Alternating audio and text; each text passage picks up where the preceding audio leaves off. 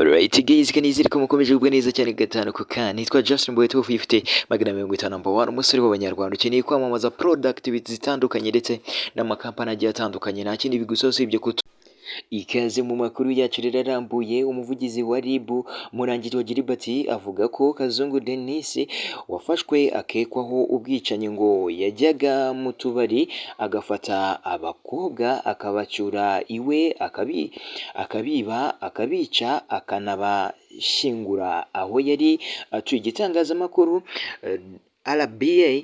RBA yabisize hanze kuri uyu wa gatatu tariki 6 z'ukwezi kwa 9 2023 ngo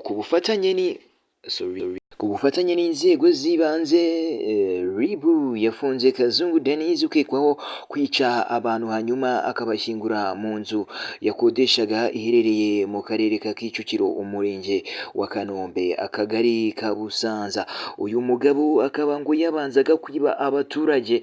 Abo bantu yashimutaga abakobwa bakuye mu kabari. Nyamuneka ba ijisho rya mugenzi wawe, nimba ubonye runaka aririrwa ryamye nijoro ukabona ararya ariko ewana ukabona aragenda akatampura kabisa, ewana challenge your mind uvuge turiya muntu gerageza buryo ki nawe ubwawe ukora icyo twakwita maneko, kora akazi ka maneko nawe ucungira umutekano abaturage bawe cyangwa se wawe.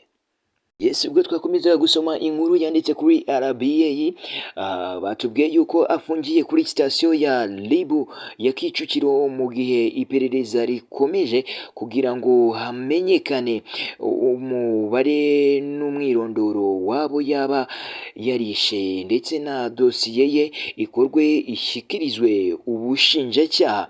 Yes, hano ndibaza ubushinjacyaha dufite Rwanda Investigation Bureau RIB, sinzi ubushinjacyaha bundi buri ku ruhande cyangwa se bwihariye ku ruhande, ariko wenda Kazungu Denis ashobora kujurira aburana avuga ko arengana nta wamenya. Ariko niba bigaragara yuko aba bantu koko yabishe cyangwa se bakaba barapfiriwe ntabigaragaze, nabwo cyaba ari ikindi cyaha kimuhama.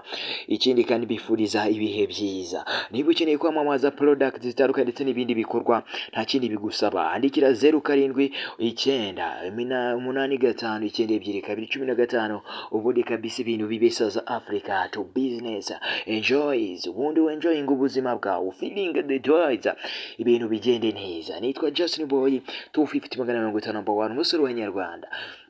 Ankurikirana ku mbuga zitandukanye harimo Instagram, TikTok ndetse na YouTube ndetse na Facebook.